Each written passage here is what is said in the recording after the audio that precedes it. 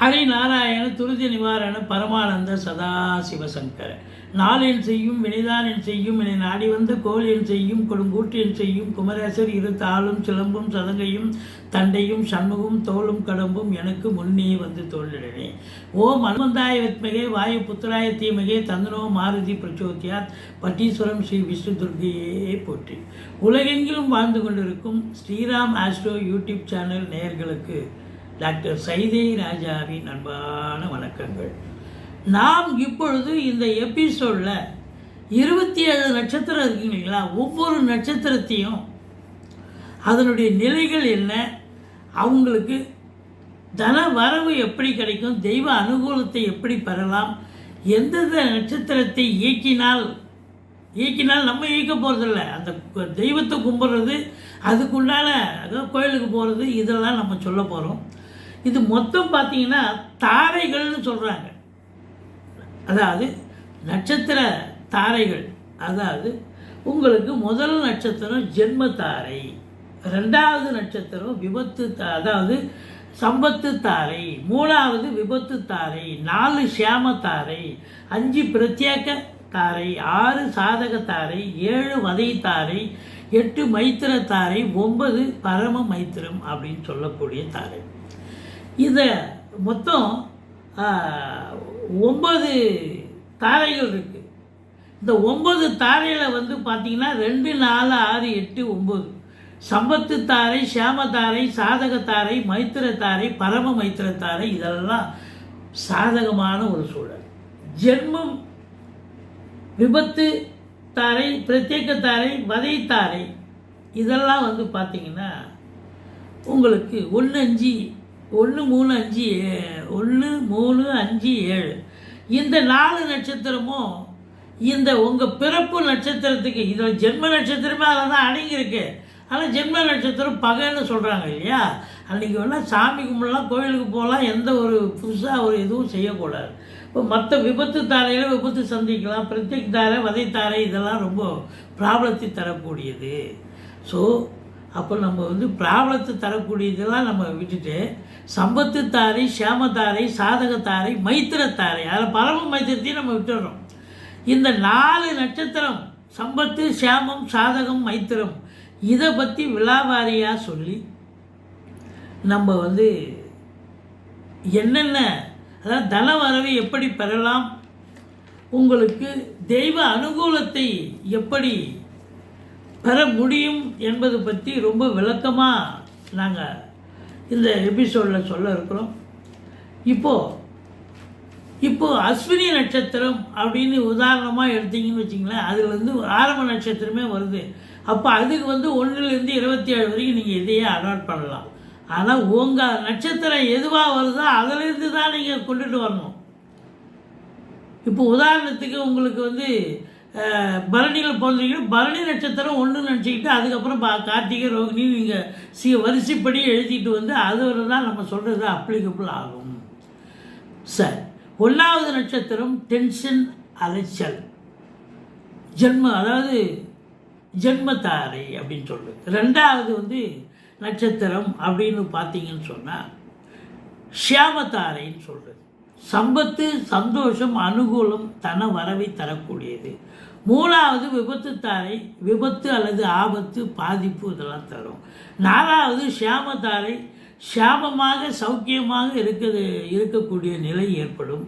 5 வந்து பார்த்தீங்கன்னு சொன்னால் காரிய தடையை ஏற்படுத்தக்கூடியது, காரியத்தடை. 6வது சாதகம், அனுகூலம், சாதகத்தாரை, அனுகூலம், சாதகம், தெய்வ அனுகூலம் கிடைக்கக்கூடியது. 7வது வதை தாரை, அதாவது அதனால் பிரச்சனைகளை அனுபவிக்கக்கூடியது. 8 வந்து பார்த்தீங்கன்னு சொன்னால் மைத்திரதாரை, அதாவது நட்பு, தன வரவை தரக்கூடியது. 9 பரம மைத்திரம்னு சொல்கிறாங்க. ஆனால் அதுக்கு வந்து பாதி நல்லது பாதி கெடுதல்னு சொல்லணும்.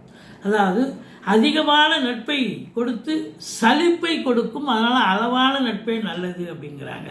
10வது நட்சத்திரம் கர்மம் நட்சத்திரம், காரியம் செய்யக்கூடிய நட்சத்திரம். அப்போ ஒரு கர்மத்தை பண்ணிட்டு அதுக்கப்புறம் வந்து அந்த சம்பவம் நடந்ததுக்கப்புறம் காரிய வெற்றி கிடைக்கும் அப்படின்னு சொல்கிறாங்க.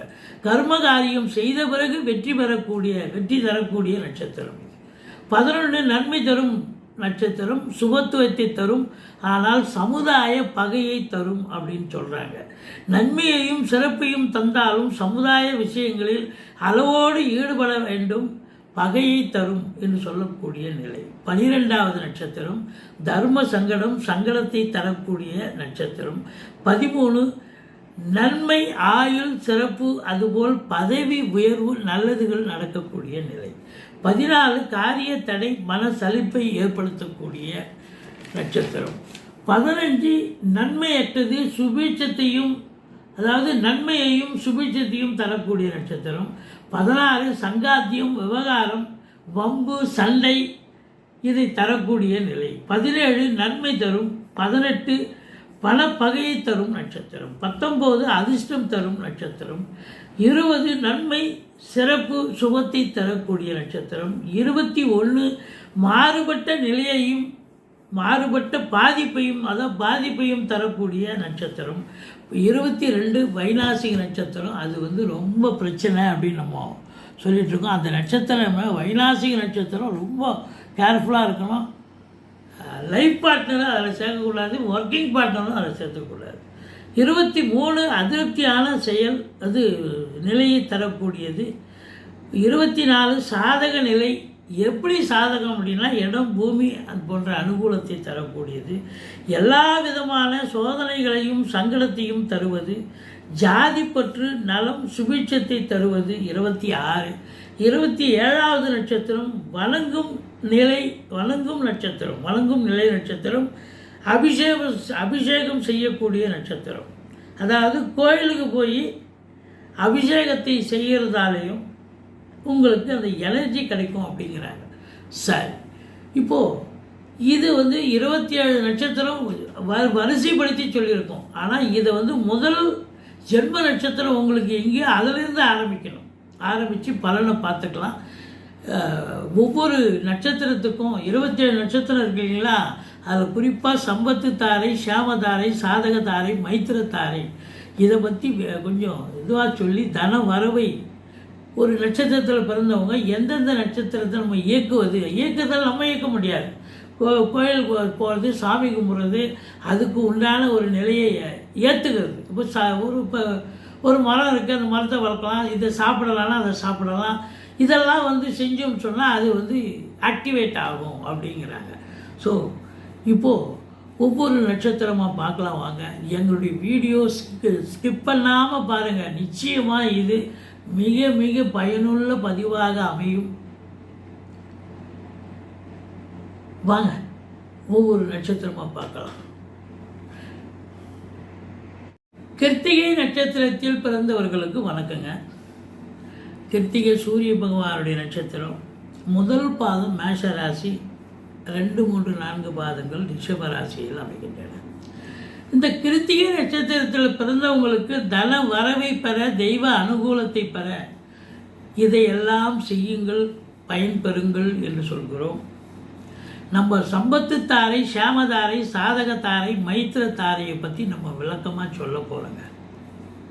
இந்த 4 தாரைகள் உங்களுக்கு ரொம்ப இதை ஆக்டிவேட் பண்ணிங்கன்னு சொன்னால் அந்த நட்சத்திரத்துக்கான ஆக்டிவேஷன் இருக்கும் பட்சத்தில் உங்களுக்கு எதெல்லாம் உங்களுக்கு கிடைக்குங்க. 2வது சம்பத்து தாரை. கிருத்திகைக்கு அடுத்த நட்சத்திரம் அப்படின்னு பார்க்கும் பொழுது அஸ்வினி, பரணி, கார்த்திகை, ரோகிணி. ஸோ ரோகிணி நட்சத்திரம் 2வது நட்சத்திரம் கிருத்திகை. இப்போ இதை ரோகிணியை நீங்கள் ஆக்டிவேட் பண்ணிங்கன்னு சொன்னால் உங்களுக்கு ஆட்டோமேட்டிக்காக சகல சம்பத்தும் கிடைக்கும். ரோகிணி அப்படின்னு சொன்னாலே பால், தயிர் இதெல்லாம் நிறைய சேர்த்துக்கலாம் சாப்பாடு. சாமிகளுக்கு, அதாவது தெய்வங்களுக்கு பாலாபிஷேகம் பண்ணலாம், பால் வாங்கி கொடுக்கலாம் அபிஷேகத்துக்கு. சிலது தயிர் அபிஷேகம் கூட பண்ணுவாங்க, அதுவும் வாங்கி கொடுக்கலாம், ஒன்றும் தப்பு கிடையாது. திருநாகேஸ்வரம் அங்கே போய் நீங்கள் சாமி கும்பிடுங்க, எல்லாம் நல்லது நடக்கும் அப்படின்னு சொல்கிறாங்க. நாவல் பழம் அதிகமாக சாப்பிடலாம். நாவப்பழம் தினமும் ஒரு கிளாஸ் பால் அருந்த வேண்டும். நாவல் மரத்தை உங்கள் தோட்டத்தில், வீட்டு தோட்டத்தில் வளர்க்கலாம். அது வளர வளர உங்களுக்கு வைப்ரேஷன் கிடைக்கும். இப்போ இந்த கிருத்திகைக்கு 8வது நட்சத்திரம் மக நட்சத்திரம். இது நவகிரகத்தில் உள்ள சுக்கிரன் இருக்கார் பாருங்க. நவகிரகம்னா அலாங் வித் 9ல் சுக்கிரன் இருப்பார். அந்த சுக்கிரன் வழிபாடு செய்வது சிறப்பு. எனர்ஜி அப்படின்னு பார்த்தீங்கன்னா சிதம்பரம் தில்லை காளி கோயில் போய் சென்று வணங்கினால் எனர்ஜி கிடைக்கும். மாங்காய் நிறைய மாங்காய் பயன்படுத்திக்கலாம் சாப்பிட்றதுக்குள்ள. ஆலமரத்துக்கு மஞ்சள் தண்ணி ஊற்றலாம். அதாவது தண்ணி ஊற்றலாம், மஞ்சள் கலந்து ஊட்டிங்கன்னு சொன்னால் இன்னும் சிறப்பு உங்களுக்கு அப்படின்னு. இப்போது இந்த கிருத்திகைக்கு 6வது நட்சத்திரம் பார்த்தீங்கன்னு சொன்னால் பூச நட்சத்திரமாக வருகிறது. இதை ஆக்டிவேட் பண்ணிங்கன்னா உங்களுக்கு சகல சம்பத்து, தன வரவு, தெய்வ அனுகூலம், க்ஷேமம், சாதகம் எல்லாம் கிடைக்கும். தெய்வ அனுகூலம், ஜீவ சமாதி அதிகமாக வழிபாடு செய்யணும். பூசம்னாலே தட்சிணாமூர்த்தி தான். ஜீவ சமாதியை வழிபாடு பண்ணுங்கள். எங்கே எந்த ஜீவ சமாதி இருந்தாலும் இந்த பூச நட்சத்திரத்தில் இருக்கிறவங்க வழிபாடு செஞ்சாலே ரொம்ப சிறப்பு. அரச மரம் வளர்க்கலாம். இல்லை வளர்க்குறது இடம் இல்லை, அரச மரத்துக்கு தண்ணி ஊற்றலாம். இல்லை மஞ்சள் கலந்து நீரை ஊற்றிட்டு வரலாம். விளாம்பழம் சாப்பிடலாம். குச்சனூர் சென்று தட்சிணாமூர்த்தி வழிபாடு செய்யலாம். செஞ்சிங்கன்னா இந்த ஆக்டிவேட் ஆகக்கூடிய ஒரு நிலை இருக்கிறது அப்படின்னு சொல்லணும். மொத்தத்தில் பார்க்கும் பொழுது உங்களுக்கு இந்த ரோகிணி, திருவாதிரை, அந்த 6, 8 2, 4, 6, 8 இருக்கு இல்லைங்களா, 9 இந்த சாதகமான ரோகிணி, அஸ்தம், திருவோணம், திருவாதிரை, சுவாதி, பூசம், அனுசம், உத்திரட்டாதி, மகம், மூலம், அஸ்வினி, அதுக்கப்புறம் பார்த்தீங்கன்னா உங்களுக்கு வந்து இந்த நட்சத்திரங்கள் உங்களுக்கு அனுகூலத்தை தரும் அப்படின்னு சொல்கிறாங்க. இதெல்லாம் இந்த ஃப்ரெண்ட்ஷிப்பு, இவங்கெல்லாம் உங்கள் அலுவலகம், நீங்கள் சொந்தமாக கம்பெனி வச்சுருந்தாலும் இந்த சம்பத்து தாரை, சேமதாரை, சாதகத்தாரை, மைத்திரத்தாரையில் இதில் ஜென்மம், அணுஜென்மம், திருஜென்மம்னு இருக்குங்க. இதுதான் இது பண்ணி நம்ம சொல்கிறோம். இப்போ 2வது ரோகிணி சொன்னோமா, அதனுடைய நிலை 8 மக நட்சத்திரம் சொல்லிடுறோம். ஸோ இப்படி வந்து உங்களுக்கு மகம், மூலம், அஸ்வினி, அதுக்கப்புறம் வந்து பூசத்துக்கு அனுசம், உத்திரட்டாதி இதெல்லாம் சொல்லக்கூடிய ஒரு நிலை இருக்கிறது. மற்றபடி உங்களுக்கு இந்த ஷாமதாரையில் திருவாதிரை, சுவாதி இதில் வந்து பார்த்தீங்கன்னா உங்களுக்கு 22வது நட்சத்திரத்தை அவாய்ட் பண்ணிவிட்டு மற்றதெல்லாம் இருக்குது. ஸோ இதெல்லாம் நீங்கள் வழிபாடு பண்ணலாம். இந்த நட்சத்திரத்தை நீங்கள் இது பண்ண அவங்கெல்லாம் நண்பர்களாக, உறவினர்களாக, இல்லை இவங்கெல்லாம் வந்து செயல்படுவாங்க, நல்லதாக நடக்கும் உங்களுக்கு. அதுதான் அந்த வைப்ரேஷன் கிடைக்கும். அது 22வது நட்சத்திரம். இந்த 4 ஷியாமதாரையில் வரக்கூடிய சதயத்தை நம்ம வந்து நீங்கள் ரொம்ப பகை நட்சத்திரம். இது கிருத்திக்கு சதயம் ஆகாது. அதனால் அந்த நட்சத்திரத்தை கொஞ்சம் நீங்கள் அவாய்ட் பண்ணணும். யாராவது நண்பர்களோ தெரிஞ்சவங்களோ இருக்காங்க, அந்த நட்சத்திரத்தில் பிறந்தவங்களுக்கு சதயம் வராங்க, ஃப்ரெண்ட்ஷிப் வராங்கன்னா, ஐயோ அவங்களால உங்களுக்கு பெரிய டேஞ்சர் இருக்குது அப்படின்னு அர்த்தம். மற்றபடி இது உங்களுக்கு பயனுள்ள பதிவாக அமையும் என்று நம்புகிறோம். எங்களுடைய வீடியோ பிடிச்சிருந்தால் லைக் பண்ணுங்கள், ஷேர் பண்ணுங்கள், சப்ஸ்கிரைப் பண்ணுங்கள். மறக்காமல் சப்ஸ்கிரைப் பண்ணுங்கள். நன்றி. வாழ்க வளமுடன்.